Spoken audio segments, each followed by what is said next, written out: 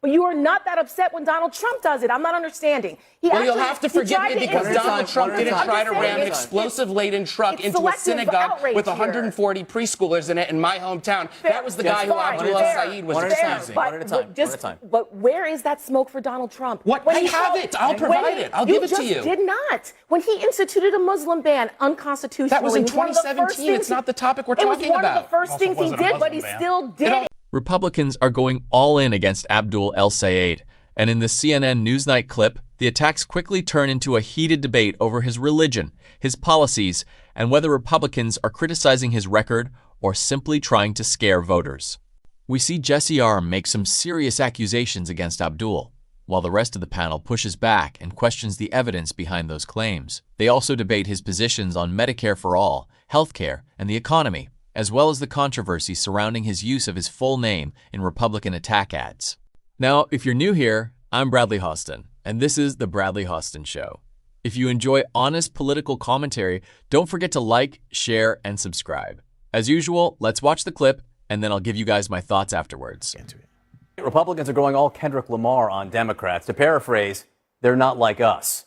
That blueprint is most evident in Michigan, where progressive candidate Abdul El-Sayed won the Democratic Senate primary. Republicans have attacked his religion, directly or indirectly, deployed ads using his full name, and some have suggested he is un-American and even a terrorist. President Trump joined the attacks today in the Oval Office. Despite not referencing El-Sayed by name, he did add a new label. Well, the one thing is we have jihadists being elected all over the place. We have this, whether it's communism, jihadism. A friend of mine called up. He said, really, you should use the word jihadist, because that's what's happening. When you look at the radicalism and the craziness of the candidates and the stupidity of what they're suggesting, people don't want to have radical lunatics involved in running our country, and that's what we have. This weekend, President Trump posted an image online describing two very different Americas, one of Trump and his wife Melania, the other of El-Sayed and his wife. El-Sayed responded to this on Sunday. What was your response when you saw that? Yeah, he's right.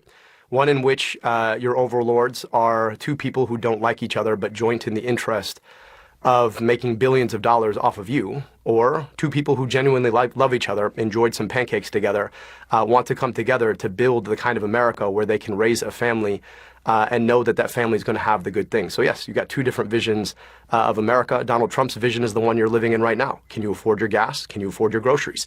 Do you believe when you look your kids in the eye that they're going to have a better future than you did? All right, so that was El-Sayed's response. Now, if what the president was saying was too subtle for you, Nancy Mace, Republican member of Congress from South Carolina, tweeted over the weekend, quote, "Every single Muslim holding public office in America is a Trojan horse and a threat to both national security and our republic. We refuse to be silent." You're shaking your head back and forth. That's ridiculous. Nancy Mace is irrelevant. She's on her way out of Congress while the Republican Party is purging its people who make anti-Muslim comments. Whether it's the president? Oh, well, he's 100% right about the fact that Abdul El-Sayed is a jihadist sympathizer, but I'll get to that. Give me 1 second. Okay, Nancy Mace is making gross comments about Muslims. It's terrible. It has no place in the Republican Party. Andy Ogles was just primaried and defeated, who made similar gross comments about Muslims over the years. Thomas Massie, who made gross comments about Jews in Israel, was just excised from the GOP. Meanwhile, what do you have in the Democratic Party? You do have people like Abdul El-Sayed, who, when he was asked about Islamist terror massacre that nearly unfolded in my hometown at a synagogue just down the street from where I grew up, his response was to tell his campaign that it was a risk for him to offer any condemnation whatsoever, and that it was really just the result of hurt people who hurt people, because Israel had done something in the Middle East, thousands of miles away, to this guy's family or something. That is absurd. That is offensive. And I can tell you personally that I know hundreds of Democrats in the Metro Detroit area who have never voted for a Republican in their life who will this November, because Abdul El-Sayed is an Islamist sympathetic, communist adjacent, hardline extremist radical. And there's no place for him in American public life. And a lot of Democrats believe so as well. A lot of Haley Stevens voters believe so as well. Words like adjacent and sympathizer are doing a lot of work there to try to smear a candidate with beliefs that he does not actually hold. I am smearing a candidate 100%. The point here is that, for example, President Trump describing him as a jihadist. There is nothing in his record that suggests he is a jihadist. Excuse me, when the Iranian Supreme Leader was killed by the American military in a successful operation, Abdul an obvious dog whistle to religious prejudice. No, it's a prejudice toward Islamism. To bigots who don't want to elect a Muslim or an Arab. Excuse me, And you're that not is contending what with the reality that he is out there defending the actions of religious extremists who carry out terrorism in his name. I just got done condemning stupid Republicans who are making stupid comments about Muslims. My boss is Muslim. I work at a leading public policy think tank in the American right. I am doing Donald Trump now. Donald Trump gets it right when he calls Abdul El-Sayed someone who is sympathetic to jihadists. That was unconstitutional. We are not talking about the Muslim ban. That was in 2017. You got very animated. You're very upset about these things that were comments that were made. But you are not that upset when Donald Trump does it. I'm not understanding. Well, you'll have to forgive me because Donald Trump didn't try to ram an explosive-laden truck into a synagogue with 140 preschoolers in it in my hometown. That was the guy who Abdul El-Sayed was accusing. One at a time. But where is that smoke for Donald Trump? I have it. I'll provide it. I'll give it to you. You just did not. When he instituted a Muslim ban unconstitutionally. That was in 2017. It's not the topic we're talking about. It was one of the first things he did, but he still did it. Okay. It wasn't a religious ban. Yes, it was. No, it wasn't. Guys. We're gonna do one at a time. Else, we're gonna go to break here. So, Tara, you first. Thank you. The Muslim ban, the shithole countries, the attacks on Somalis and their religion, and all the Ilhan Omar. You can when did Trump attack Somali's religion? Go ahead, Tara, finish. I mean, my God. You're getting you guys things wrong, don't want to listen because you're hypocrites. No, you're just getting the facts wrong. And so you try to overtalk me because you don't want to hear the truth about the fact that you are not willing to call Donald Trump out. What did Donald Trump say about Somali's religion? What did Donald Trump say about Somali's religion? 10 seconds and we'll go around the table. Jesse, go ahead. About him going after Somalis and Muslims, and I yield my time back to Tara to ask what Donald Trump said about Somali's religion. Shutting up so I can actually get a sentence out. Like, I'm not going to give you credit for being quiet so I can finish. Go ahead. We'll go on. All right. Okay. Since you can't seem to answer. I want to look at it politically that Abdul does have to do some work with the Jewish voters that are in Michigan. We know that he has to do work with rural working class voters. We know that he has to do work with black voters. I think he's going to do that work. I hope Mallory McMurrow, who has talked about the anti-Semitism that her husband faced, who has talked about how the Temple Israel attack had such an impact on her, is going to be able to help facilitate those conversations. I hope he's able to come to some middle about this. I also want to point out his opponent, Mike Rogers, is running a lot of ads on fear, the idea that people will be scared of Abdul. And I think people are more tired than they are scared right now. I mean, this really is the environment for a Democrat, even a Democrat that I didn't support in the primary, that I think might not be as competitive as a Haley Stevens. I think could really ride a wave that is a lot of the economic angst that people are feeling. But the fear is coming from the Jewish community in that state, who understand what it is he stands for and understand and have seen over and over and over again him defending, using as a surrogate, Hassan Piker.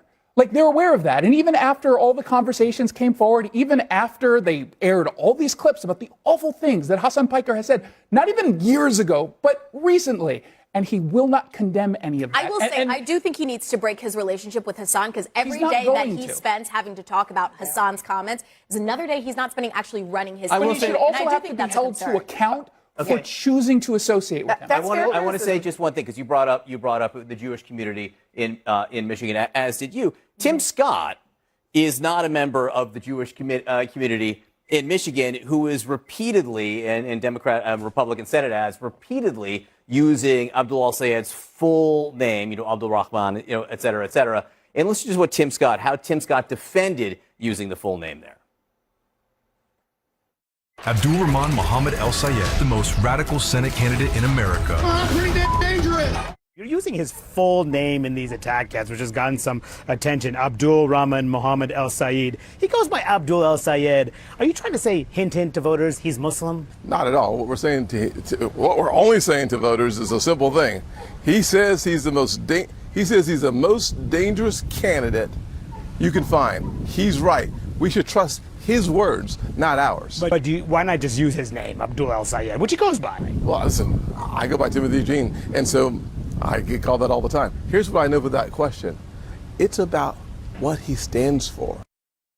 I have never heard of Tim Scott referred to as Timothy Exactly. Buchanan in a campaign ad. I mean, look, I don't know how he says that with a straight face, honestly. The idea that using Tim Scott's full name unabbreviated is equivalent to using Abdul El-Sayed's full name is just ludicrous. It is obviously, in El-Sayed's case, an appeal to anti-Muslim, anti-Arab sentiment. And I just wanted to pick up on something. I just want to pick up on something Yemisi said there, because she rightly talked about the fact that El-Sayed has some work to do. Yeah. Had Haley Stevens won that primary, she would also have had work to do, particularly with Arab Americans in a state that has the highest per capita population of Arab Americans in the country, who believe that the Biden administration disgraced itself on Gaza. She would have one less work to do because she'd have all the moderates voting for her. Reported concerns for human rights, all the while shoveling weapons to Mr. Netanyahu with which to kill 75 You guys are like very concerned. It always goes back to the Jews, like every single time, which is a perfect example of like some of what you're talking about,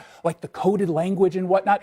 El-Sayed has brought up AIPAC and brings it up absolutely every single time he can, because he wants to talk about the Jews and the people that you're talking about that Haley Stevens because they support the most right-wing government in Israel's history. Oh my God! They're Jews who support Israel's right to exist. We understand that Ireland cares a lot about Palestine, but a hot sec for one here, all right? In Michigan, most people don't actually give a shit about Palestine. Hang on. We're going to do this. 10 seconds around the table. People in Michigan are actually scared of Abdul El-Sayed, not because of Israel or whatever. No one cares about Israel. He's going to rip away Obamacare. He's going to rip away private health insurance from the 66% of Americans who have it. They ran a campaign. Rashida Tlaib was attacking Haley Stevens for collecting support from General Mills and General Motors. Michiganders don't like the sound of that. Anti-business politics. To the contrary, a lot of these claims are made to distract from what Al-Sayed is standing for on an economic basis. Can I finish, please?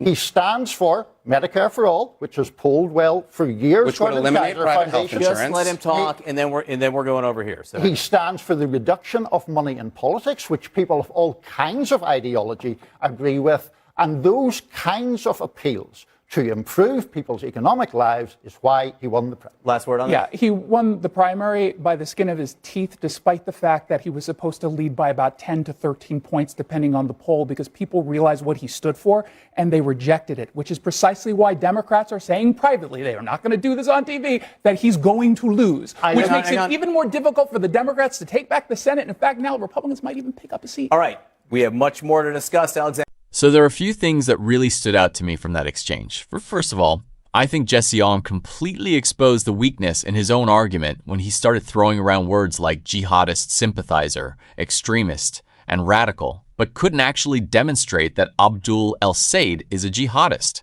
If you're going to make an accusation that serious against somebody running for the United States Senate, you need evidence. You can't just throw the label out there and expect everybody to accept it as fact. And then we get to the issue of his religion and his name. I found the discussion about repeatedly using Abdul El-Sayed's full name particularly interesting. If you're telling me that this is simply about accurately identifying a candidate, then explain why we don't see the same thing happening with politicians who have equally long names. Tim Scott was brought up in that discussion, and I think that's a fair comparison. Because when you repeatedly emphasize someone's Muslim and Arab identity while simultaneously calling them dangerous, radical, or a threat to America, people are naturally going to question what you're trying to communicate. And here's the thing. If Republicans genuinely believe Abdul El-Sayed is a terrible candidate, debate his policies. He supports Medicare for all. Explain why you think that's bad. He wants to eliminate medical debt. Explain why you disagree. He supports ending corporate tax breaks and reducing the influence of money in politics. Explain why those policies wouldn't benefit ordinary Americans. He supports tuition-free higher education and protecting civil rights. Again, explain why you disagree. You don't need Islamophobic rhetoric to make that argument. And that's ultimately my biggest issue with what we saw here. I don't have a problem with Abdul El-Sayed being scrutinized. If he's running for the Senate, he should absolutely be questioned about his positions, his associations, his foreign policy views, and everything else that voters need to know. But there's a massive difference between scrutiny and fear-mongering. And honestly, when your argument depends more on making voters afraid of someone's religion than explaining why your own policies are better, I think that's a pretty weak political strategy. The other thing that really stood out to me is the contradiction when it comes to Donald Trump. We've heard all these concerns about Muslim politicians, but when somebody brings up Trump's own history of comments about Muslims, the conversation suddenly changes.